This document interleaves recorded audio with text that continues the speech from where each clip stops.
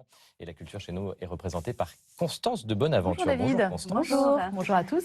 Alors, on démarre votre chronique avec une expo dont on parle beaucoup en ce moment sur la photographe américaine Viviane Maier. Oui, alors Viviane Maier, c'était une observatrice qui a beaucoup photographié les rues de New York et de Chicago dans les années 50. Elle photographie surtout des anonymes et elle s'attarde très souvent sur ceux auxquels personne ne prête attention. Alors les pauvres, les travailleurs ou encore les laissés pour compte du grand rêve américain. On va tout de suite regarder un extrait de la bande-annonce de l'exposition.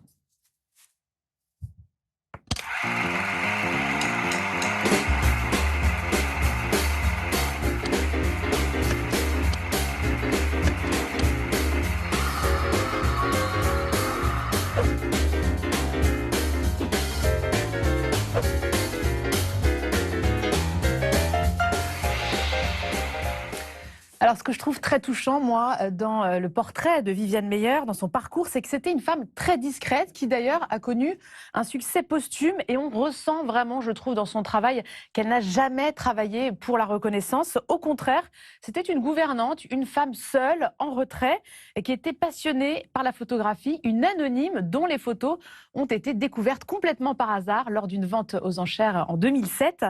Et l'histoire est extraordinaire, je trouve. Il y a tout un mystère qui entoure la vie de cette femme qui n'a jamais voulu ou même pensé à exposer son travail de son vivant. Viviane Maier, une femme donc assez extraordinaire à découvrir au musée du Luxembourg jusqu'au 16 janvier 2022.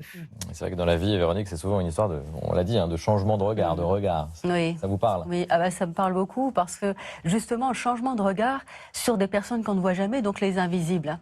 Donc de laisser une place dans notre société aux invisibles que sont ces personnes qui sont souvent exclues, ou dont on ne parle jamais. Et c'est important de le faire sur avec de belles photos, qui sont esthétiques parce que l'humanité est belle même si elle a souffert, si elle est blessée. Un projet, ça. On reste aux États-Unis, Constance, puisque vous nous emmenez à Milwaukee, grande ville proche de Chicago. Oui, grâce à ce roman bouleversant, Milwaukee Blues, qui s'inspire en fait de la disparition de George Floyd. Souvenez-vous, c'était cet homme afro-américain qui est mort à la suite de son interpellation par plusieurs policiers. C'était l'année dernière. Alors Louis-Philippe d'Alembert, l'auteur, retrace dans Milwaukee Blues le destin d'un enfant des ghettos noirs, Emmett, qui grandit dans une famille monoparentale, dans un quartier abandonné, laissé pour compte par les services publics aux États-Unis. Et à force de persévérance, le jeune Emmett devient sportif de haut niveau.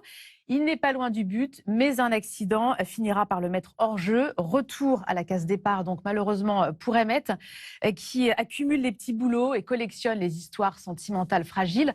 Dans ce livre, on suit sa chute de très près. Emmett finira donc par être victime d'une bavure policière. Alors, c'est un très beau roman, un roman choral qui est raconté par tous ceux qui ont connu Emmett, ses amis d'enfance, son entraîneur, son ex-petite amie, ou encore la révérende ex-gardienne de prison qui organise à la fin une très grande marche, très belle marche en sa mémoire. Louis-Philippe d'Alembert, l'auteur, a non seulement une très belle plume, mais il a vraiment réussi ici, je trouve, à décrypter cette société américaine et aussi, ce qui est très intéressant, à remonter aux racines du mal, justement, en retraçant tout le parcours de cet homme ordinaire. Milwaukee Blues de Louis-Philippe d'Alembert, un très beau roman publié aux éditions Sabine Vespizer.